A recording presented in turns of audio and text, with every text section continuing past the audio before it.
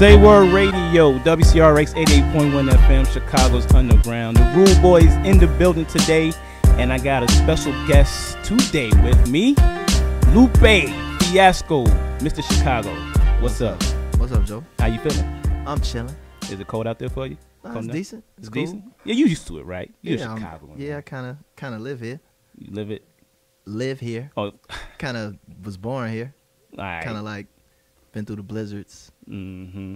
I feel kind of used to it. Kind of used to it? You know, a little bit. Oh, okay. Windy City, you know. All right, man. I'm gonna dive right into it, man, because you in a good mood. I'm in a good mood.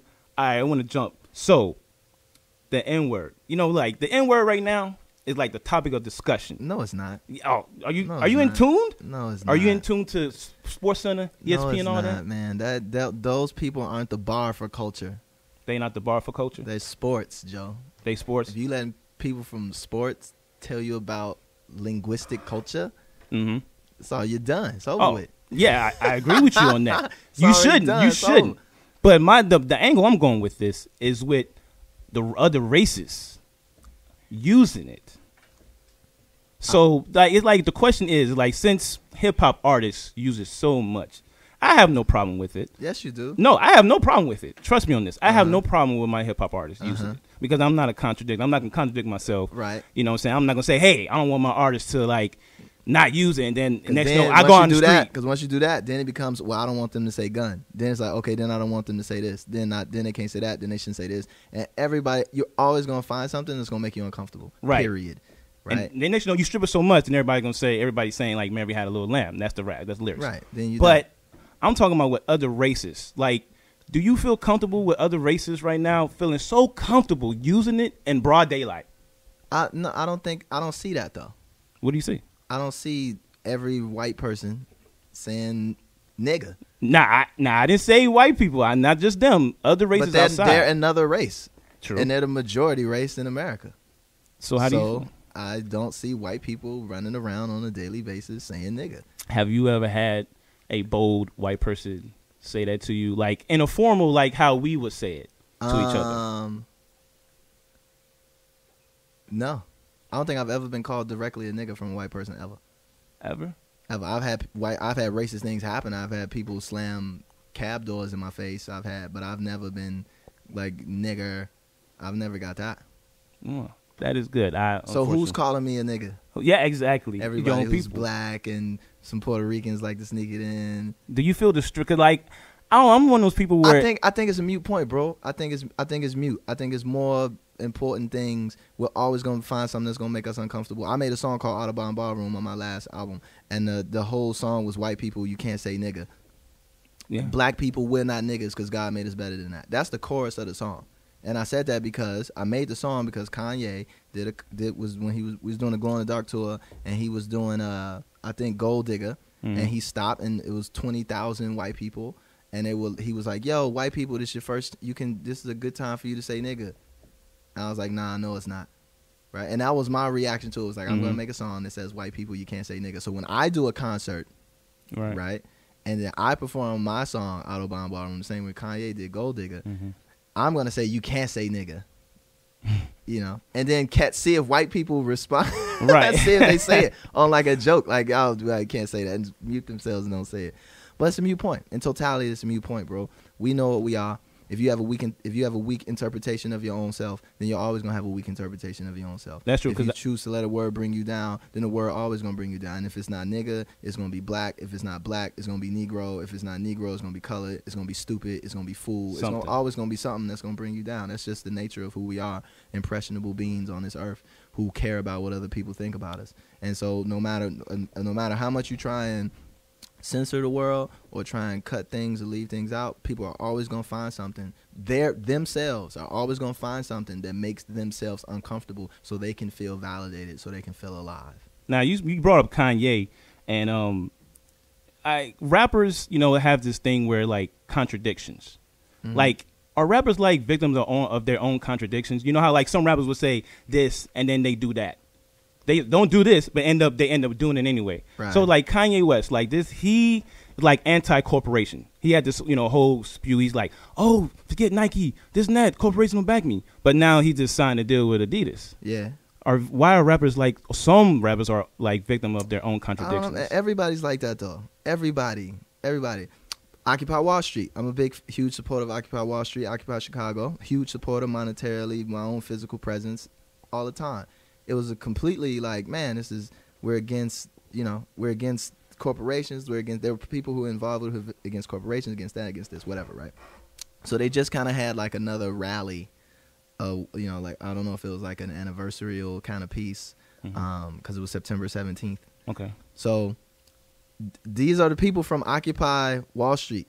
They're saying like, listen, we're gonna have this million mask march, but the company that, be aware, occupiers, that when you go and you buy that mask, that anonymous mask, that from that movie, from V for Vendetta, when you buy that mask, which is the trademark mask of Occupy Wall Street, whenever you buy that mask, Warner, Time Warner gets a percentage of that because it's considered licensed merchandise from their company.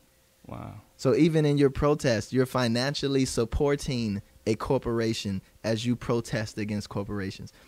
Everybody does. Now that's the extreme. Okay. Right? Everybody does it. Everybody talks about, man, I don't like this, I don't like that, I don't like racism, I don't like this, but you buy shoes that are made in countries where there's racist, kind of sentiments going on, where people aren't getting paid, there's child labor, there's this, there's that. It's like, come on, bro. Everybody does it. True. I'm one of those people. I don't contradict myself, but I know where to stop. Yes, you do. I know where to stop. If a man says he doesn't contradict himself, that in itself is a contradiction. I know where to stop my contradictions. No, you don't. Yeah, it's like this. No, okay. you don't. No, you. Listen, man. No, you don't. You don't know when to stop your contradictions because people live contradictions. People's whole lives become contradictions. I believe in a certain thing up until I meet something else. Right. Right. And then I'm going to change my ideals for this specific moment. Right. I'm a Christian my whole life. I'm a Muslim my whole life. Right. Muslim. Until I walk into a strip club. Then you making it rain. Then let's make it rain. And then I'm going to ask God for forgiveness the next. It's like, come on, bro. Like if sin is about contradiction. Religion is about contradiction. It's about, let me believe in something that I can't see, but believe that is there. Yeah. That's a contradiction. Yeah. Is that a bad thing? Not necessarily. Right? Is motivation so you can always, when there's somebody, always put into your mind that there's something there watching you, watching your behavior to keep you in check. It's a self-check system, right? You can't feel it. Like, you can't see it, you can't touch it, you can't taste it, but you have to, in your mind, believe that it's there to keep you in check from doing something crazy, right? That's a contradiction as opposed to somebody physically being there watching you, stopping you from doing something, right? So it's not everything is bad, everything is good. The word nigga some people look at it as an inspiration term, right? Never ignorant, getting goals accomplished. That's what Tupac said, right? Let me take this, embrace this, and turn it into something else. Right? Kanye wearing a Confederate flag, right? Let me take something that comes from a place of intolerance and evil, right? They still fly it on the courthouse in South Carolina. Right, to this day. The bars and stars, right? Let me take something that comes from a place of evil, right? And let me embrace it and wear it and put it on my body. Lupe Fiasco dancing around in a Ku Klux Klan outfit in one of his videos. Right, because to me it's a joke. Right? You're not taking it serious. The Ku Klux Klan has no power over me to the point where this shouldn't have no power over me, so what they represent has no power over me. Right? So it's all on how you take it and how you interpret it. But to say, man, I'm not this, I'm not that, I do this, I try and do this, I try and do that, like that's BS, bro. Like we all susceptible to the wheels of this world, bro. The knowledge. That's it. Do the knowledge, bro. What's today's mathematics, man? Hey, man. Hey, can I say this one? One of my favorite records from you is "Hurt Me So." Yeah, I love that record. To this day, that's in heavy rotation. Are you like changing up your sound a little bit to like appeal to more of the youth today? Are you doing that? I don't know. Have you heard it? Your new album? Yeah. I don't. You gonna give me an advance copy? No. I mean, if you throwing it out there, I'll take it. No, if you're really a Lupe fan, then you know Lupe Fiasco from way back when my first song was called "Tilted," before Kick Push, before Touch the Sky. GCI and all the stations around here where we were playing a song called "Tilted," Brim Low, with my what was it?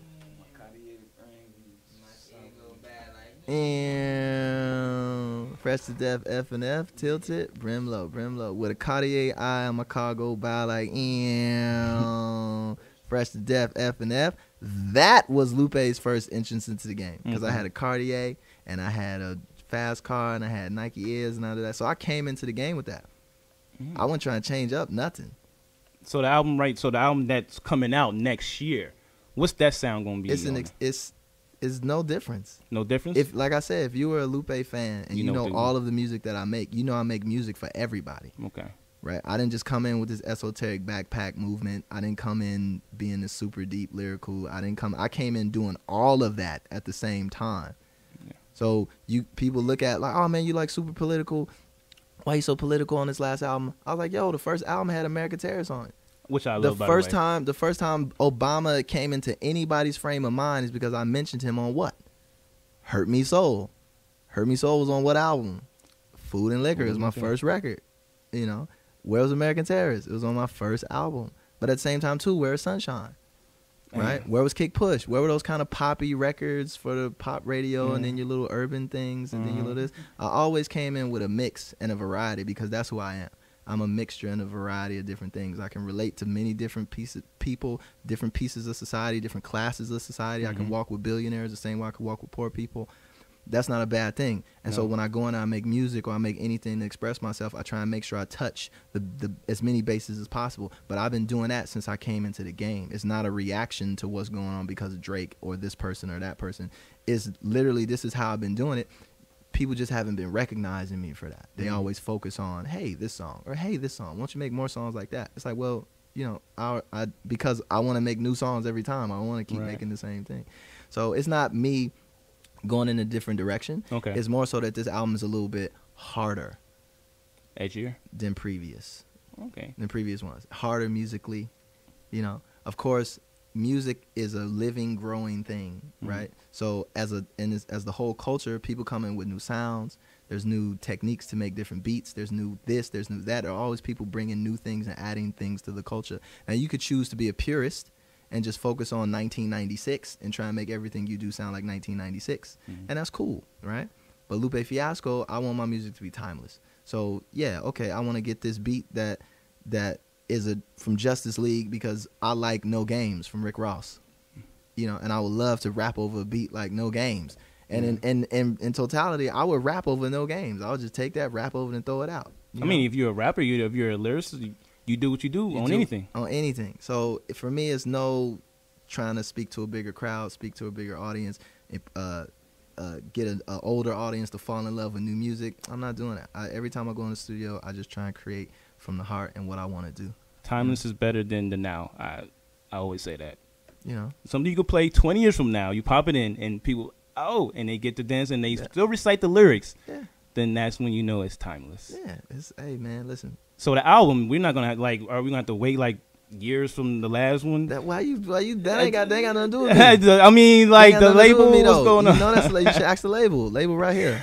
He works for Atlantic Records. He right there. I don't know. I rap. I write the raps. You know, I record the music. I give it to the label. They have their timetables when they need to put things out. The fans did that march. Yeah. I didn't ask for that. You know what? And that's when you know that you're touching a lot of people when they do that on their own. Right. You're not asking them. So it's either do I support that or I'm going to support it. Anything that my fans do, even if it's they're acting upon stuff that they don't know about because they feel that things should be a certain way because they're not signed to a record company, right? So they're not privy to the internal schedules that go on. No matter what it is, I'm going to support it because at the end of the day, whether I'm on a record label or not on a record label, you know, I want to let my fans know that I support them the same way that they support me, and that's not going to stop as long as I'm making music, you know. So, but I didn't ask for that march. No. Fans was like, man, they doing Lupe bad. We finna go up here and march down in this label to get this album out. You know? They call radio. Threw the trash can in the they got busy. Radio. They got busy, you know. So, but album should be out early 2014. The new single "Old School Love" is rocking right now. I love that song. You know, we got more music. We on the Tattoo on Youth preview tour, so we're previewing new records off the album tonight. Lucky if you got a ticket to the show tonight, it's sold out. The House Blues. We're performing new music off of the new album. So, you know, it's a good chance to come out and hear what the next album is. Are you saying I got some tickets? You going to slide me? I didn't say all of that because you should have known that I was coming into town. Dude. And then you should have went over there. I'm going to tell you something. Hold on. Beat down Atlantic's door to get you some tickets, bro. But Check now this it's sold out. Check this out. Sold out. Hold on. Check this out. I knew you was coming here like a month and a half ago. So what happened? And I emailed. I don't know. I got into. I went to your Twitter. I tried to get in touch with you. Everything. I emailed everybody who I can to try to get you in here. Right. Luckily, I'm here. You here the now? The day of the show. You know, it came full circle. Right. But I knew this beforehand. So what happened? Well, hey, it works out. You see how came this here, works? It worked out. Nah, I get it. You know, so it's like I didn't know who to go to. I'm like sending emails. I'm on your Twitter, which is not verified. I didn't know if it was you or not because it's not verified. Listen, we know why my Twitter's not verified. My Twitter's not verified because my Twitter page is private. My Twitter page is private is because dudes are haters. Right? Mm-hmm. So instead of paying attention to the guys that are haters, I chose to make my Twitter private and focus only on the females and the women of this world who are beautiful and amazing. And that's what we focus on. But that's why my Twitter is not verified. But that is, at Lupe Fiasco is Lupe Fiasco. Okay, cool. But you can't join. I can just see a little bit, but I can't join. It's cool. I have no problem with that. That is not on me, man. Hey, do what you do. Rep the ladies, all that. What's that? Why you got to do it like that, though? What are you talking about? You just got to rep the ladies. Whatever you I know how I go. I know how I go. You know, hey, you know what? Hey, look how many women out there right now. Yeah, you know, a lot of ladies. All girls. Look who in here. All dudes. Sausage fest in here right now. But just peek outside. Hey, ladies, how y'all doing? Drizzy's Law is what that's called, bro. Drizzy Laws? Drizzy's Law. Oh, okay. Pay attention to the women of this world. Saving them. I got you. Nice. Look at you. Hear what he said, though? You said he threw it in there and say, I didn't say that. Hey, I slipped that in. And that's why. Hey, I thought I slipped Let's just be clear. Let's be clear about something. Let's be clear about something. Yo, let's be clear about something culturally. Culturally, in this culture, in this day and age, right, dudes are haters. 98% of the hate in the world, in the entire world, comes from men. From men. Right? Comes from men. 98% of it comes from men. Using my Twitter as the research base for that. 98% of the hate that we got from we could do anything. We could say, hey, I like blue hats. Oh, so what you saying? You don't like Bloods? And it would come from a dude. Right? Oh, man. I like how it feels outside. Oh, so what you saying? You don't like to come in the house? It's a dude. Yeah. Right? Always a dude. Whenever it's a lady, it's always chills, laid back. So I choose to lay back. And it's not a sexual thing. It's not a groupie thing. Right. I just choose to associate and affiliate myself more heavily right now. With ladies because they're a little bit more supportive. You know, they're a little bit more, I won't say docile, but they're a little bit more calm. Mm-hmm. You know, they're a little bit more appreciative of situations where dudes are very reactive and just want to kind of just, women take their time, you know. And that's what I like, and that's what we do. So that's why that hallway. I'm even mad that there's one dude who just popped up now. Hey, you know what? And you know what? I'm kind of mad that he out there right now. You know what? Truth be told, when you go out there, he will be the first one to be like, "Yo, Lupe." Trust me on that. There's two dudes out there now. Oh man! I bet money. I seen it happen. It happens all the time. It's three dudes. It be that one guy or two dudes who will knock over the girls to go get their handshake from the guy. Hey, ladies, look at them. She said we can't hear y'all. You can't hear. Just so people know, just so you get a play-by-play, there is the hallway full of girls outside of the studio right now, and then we're in here in this sausage fest with all these dudes who want to talk about Kanye and why we can't use the N-word. They just want to take a picture and say hi and be nice. Hey, you know what, Speed? While we on Twitter, man, a little while ago during the summer, you had a little, how can I say, a little misunderstanding with a fellow rapper, actor, Childish Gambino. What was up with that? This dude. I'm a fan of what's his name? Donald Glover. Oh, you're not even calling him Childish Gambino. Let me finish. All right. I'm a fan of Donald. I know him because of his comedy.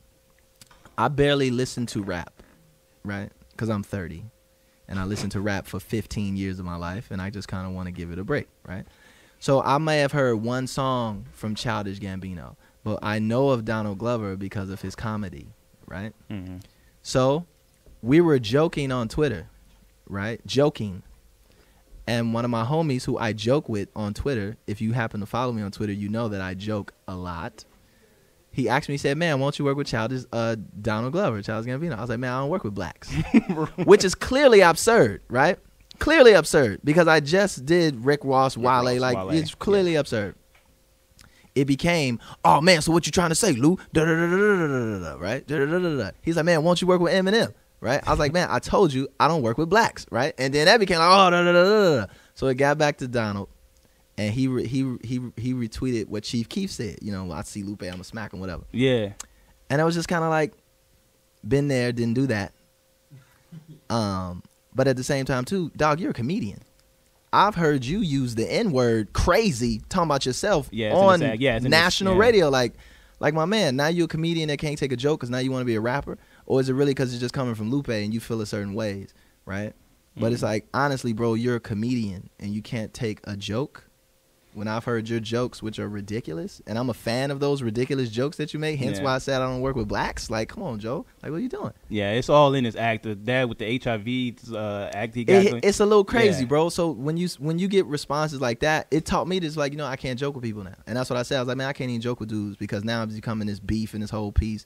And then it becomes like, man, you know, you want to threaten physical harm. It's like, yo, man, I will beat the brakes off of you to keep it 100, you know.